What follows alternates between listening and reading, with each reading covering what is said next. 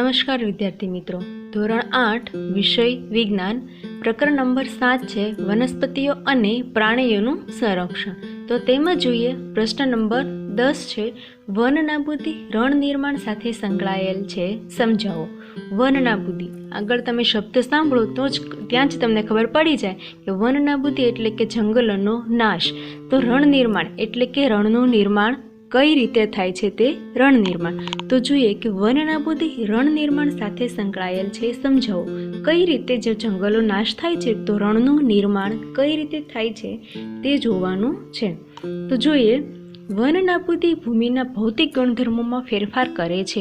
હવે તમે જુઓ કે ભૌતિક ગુણધર્મો એટલે કે જે તેમાં પોષક તત્વો રહેલા છે, જે તમે જોઈ શકો છો અથવા તો તમે સ્પર્શ કરી શકો છો, અડી શકો છો, તેને શું કહેવાય તો કે ભૌતિક ગુણધર્મો. વન નાબૂદી ભૂમિના ભૌતિક ગુણધર્મોમાં ફેરફાર કરે છે. ભૌતિક ગુણધર્મો એટલે કે જમીનમાં જે પોષક તત્વો રહેલા છે તે અથવા તો ભૂમિનું જે ધોવાણ થાય છે તેના ગુણધર્મોમાં ફેરફાર થાય છે. હવે આગળ જોઈએ ભૂમિ પર વૃક્ષો ઓછા થતાં ભૂમિનું ધોવાણ વધે છે. આગળ કહ્યું તેમ ભૌતિક ગુણધર્મોમાં ફેરફાર થાય છે. તો એમાં પહેલું કયું છે તો કે ભૂમિ પર વૃક્ષો ઓછા થાય છે, એટલે કે જેમ જેમ જંગલોનો નાશ થતો જાય છે તેમ તેમ ભૂમિનું એટલે કે જમીનનું ધોવાણ છે તે વધતું જાય છે. કારણ કે જો વૃક્ષો ઓછા થઈ ગયા છે તો શું થશે કે પોતાનો જે વરસાદ આવે છે ત્યારે સંગ્રહવાની શક્તિ છે તે નથી રહેતી. મતલબમાં જે ભૂમિનું પાણી જેમ વરસાદ આવે છે, પાણી જેમ આગળ વધતું જાય છે તેમ તેમ શું થતું જાય છે તો કે જે જમીનનું પોષક તત્વનું સ્તર છે તે ધોવાતું જાય છે અને આગળ જતું રહે છે. આગળ જોઈએ ભૂમિનું ઉપરનું પડ દૂર થતાં નીચે સખત પથ્થરોના સ્તર ખુલ્લા થાય છે. ભૂમિનું ઉપરનું પડ એટલે કે જે પોષક તત્વોવાળી જમીન છે તે જમીન મતલબ કે તે પડ છે તે શું થાય છે કે દૂર થાય છે. ભૂમિનું ધોવાણ થઈ ગયું છે તો શું થશે કે એ પડ દૂર થતું જાય છે. પરિણામે જે નીચેના સ્તર છે, જે પથ્થરોવાળા રેતીવાળા જે સ્તર છે તે સ્તર તમને ખુલ્લા જોવા મળે છે. આગળ જોઈએ આખી ભૂમિમાં સેન્દ્રિય પદાર્થોનો ઘટાડો થાય છે. સેન્દ્રિય પદાર્થો એટલે કે જ્યારે તમે ખેતીવાડી કરો છો ત્યારે તમે તેમાં પહેલાં ખાતર નાખો છો. તે ખાતરથી શું થાય છે કે જમીનમાં જે છોડ આવેલા છે, જે વૃક્ષો છે તેને પૂરતા પ્રમાણમાં પોષક તત્વો મળી રહે છે. તો હવે જમીનનું જ્યારે ધોવાણ થઈ ગયું છે, જે પથ્થરોના સ્તર છે તે ખુલ્લા થઈ ગયા છે. મતલબ શું થાય છે કે આખી ભૂમિમાં સેન્દ્રિય પદાર્થોનો ઘટાડો થાય છે. ભૂમિની ફળદ્રુપતામાં ઘટાડો થતાં તે રણમાં ફેરવાય છે, એટલે કે તેમાં કોઈ પ્રકારના પોષક તત્વો કે સેન્દ્રિય પદાર્થો પચતા નથી, જેથી કરીને શું થાય છે કે તે જે વિસ્તાર છે તે રણમાં ફેરવાઈ જાય છે.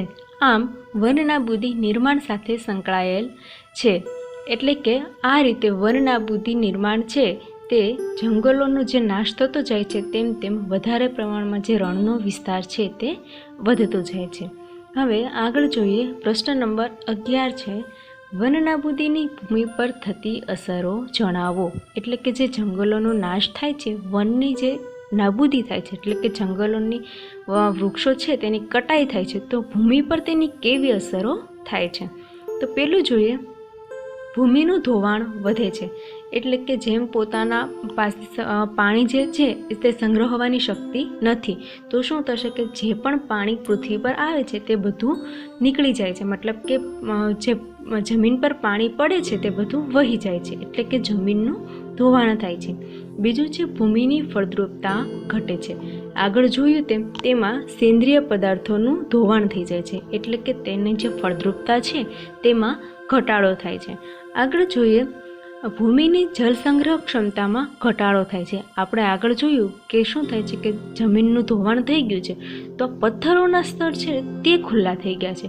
તો હવે શું થશે કે પથ્થરો એટલું બધું પાણી સંગ્રહી ના શકે. મતલબ કે જ્યારે તમે જુઓ તો જે માટી હોય છે, ગરાળ માટી કે ફળદ્રુપ જે માટી હોય છે તે શું કરે કે જમીન ઉપર જે પાણી રહેલું છે તેને સંગ્રહે છે, એટલે પોતાનામાં શોષણ કરે છે.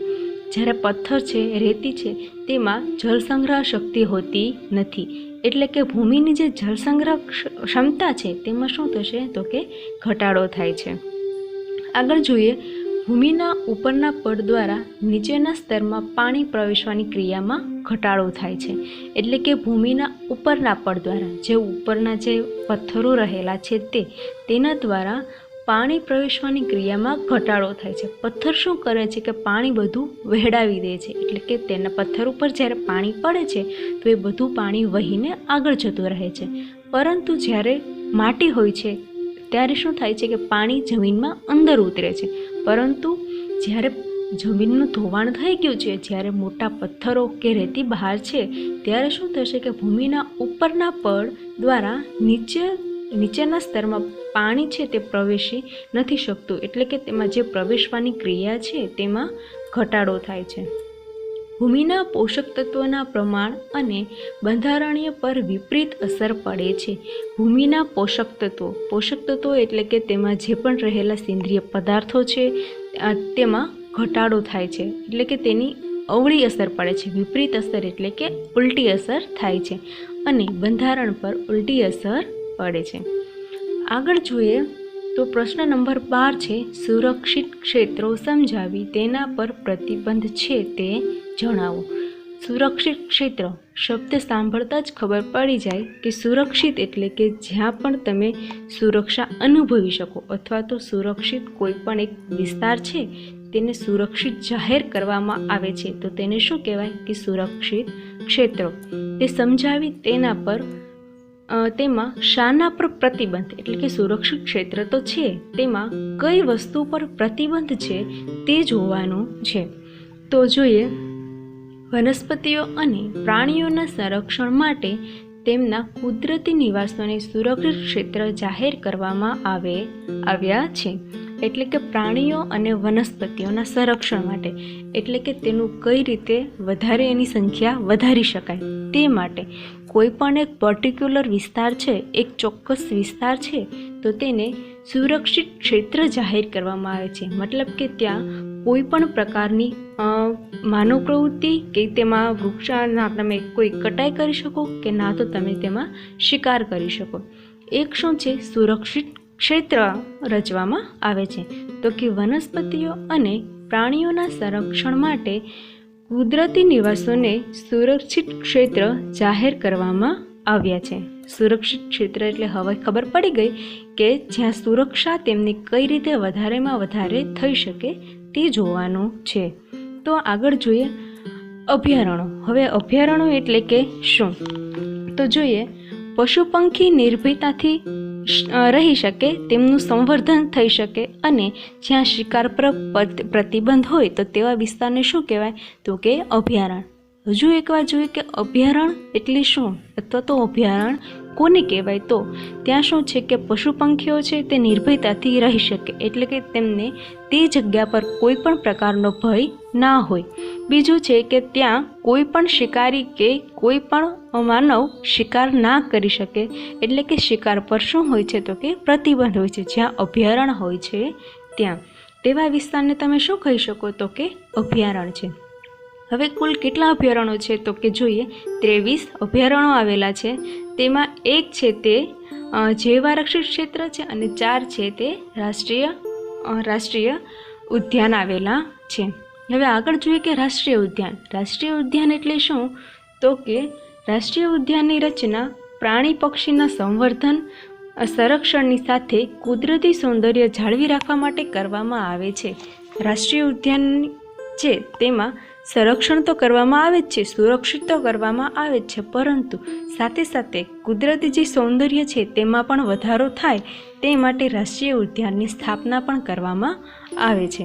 હવે જોઈએ આગળ તો કે જૈવ આરક્ષિત ક્ષેત્ર. જૈવ આરક્ષિત ક્ષેત્ર એટલે જૈવ એટલે તમને ખબર પડી જવી જોઈએ કે બધું જે સજીવો છે તેમાં વન્યજીવો આવી જાય, વનસ્પતિઓ આવી જાય, પ્રાણીઓ આવી જાય અને તે વિસ્તારમાં જે રહેતા માનવો છે એટલે કે જે આદિવાસીઓ છે તેમને પણ પૂરેપૂરું સુરક્ષા અનુભવી શકે તો તેવા વિસ્તારને શું કહેવાય? તો કે જૈવ આરક્ષિત ક્ષેત્ર. જૈવ આરક્ષિત ક્ષેત્ર એટલે કે કોઈ પણ પ્રકારનું સજીવ તે વિસ્તારમાં સુરક્ષિત રહી શકે તો તેવા વિસ્તારને કહેવાય જૈવાવરણ આરક્ષિત ક્ષેત્ર.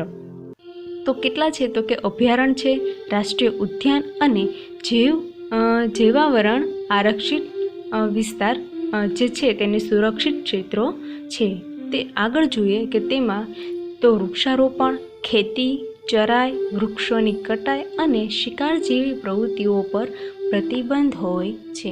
જે વિસ્તાર જે સરકાર દ્વારા સુરક્ષિત કરવામાં આવ્યો છે તો તેમાં કોઈ પણ પ્રકારનું ના તો તમે શિકાર કરી શકો, ના તેમાં કોઈ કટાઈ થઈ શકે એટલે કે જંગલોનો નાશ અથવા તો વૃક્ષોની કટાઈ, ના તો તમે તમારા ઢોર ઢાખરને ચારી શકો, ના તમે તે વિસ્તારમાં કોઈ ખેતીવાડી કરી શકો કે તમે એક ફૂલ છોડ કે વૃક્ષારોપણ પણ કરી શકતા નથી. કારણ કે તે વિસ્તાર છે એક પર્ટિક્યુલર વિસ્તાર જે સુરક્ષિત ક્ષેત્રો જાહેર કરવામાં આવેલા છે. ત્યાં વનસ્પતિઓ અને પ્રાણીઓનું છે તે સુરક્ષા આપવામાં આવે છે. આ રીતે